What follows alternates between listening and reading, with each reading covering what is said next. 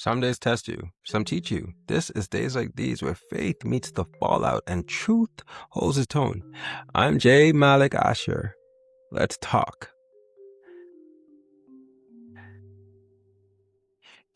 You don't get to disappear, call it healing, and pretend you didn't leave damage behind.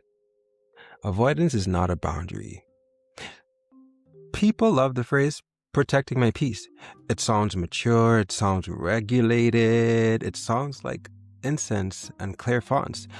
But sometimes it's just a fancy way of saying, I don't want to be uncomfortable, accountable, or confronted.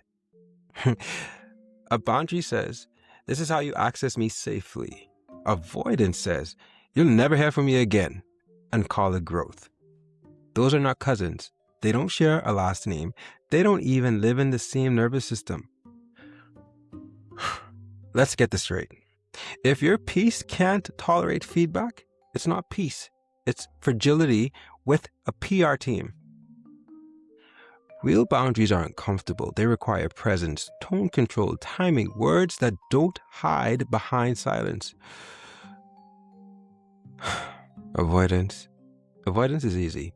Avoidance is clean. Avoidance doesn't require courage, just Wi-Fi and selective memory. You didn't set a boundary. You vanished. You didn't choose peace. You chose comfort. And comfort always sends the bill later. Here's the tell. Boundaries can be explained without defensiveness. Avoidance gets aggressive when questioned. If someone asking, can we talk about what happened, feels like an attack, you're not regulated, you're exposed. Some of y'all are calling it a boundary because you don't want to say the real thing out loud. I don't want to apologize. I don't want to repair. I don't want to sit in the part where I didn't handle it well. So you disappear and light a candle and post a quote. That's not healing, that's ghosting with a wellness subscription. Let me say this slow. Boundaries don't erase responsibility. They clarify it. If you caused harm and your version of peace requires silence, your peace is built on avoidance, not integrity. Because real peace can apologize without collapsing.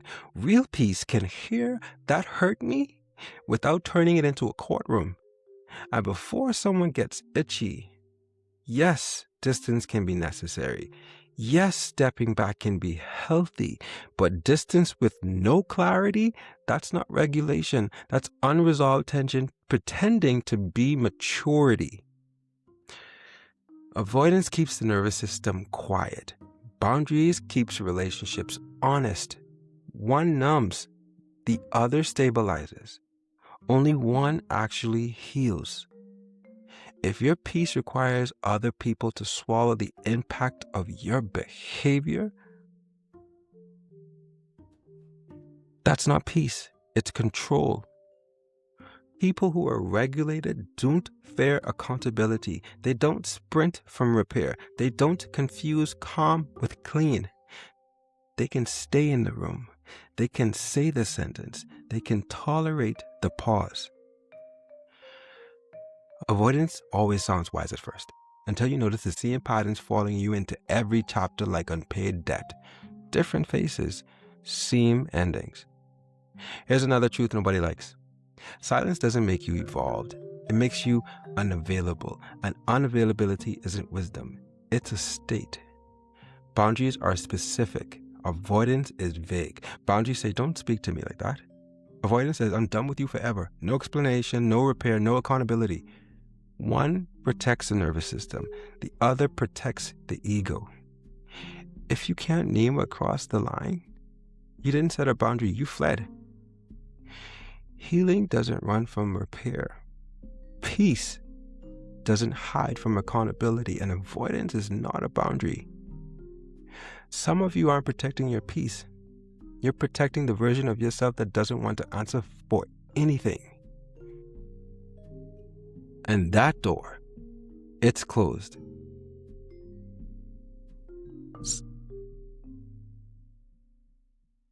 Thank you for spending your time and your truth here. Remember, even on days like these, purpose still speaks.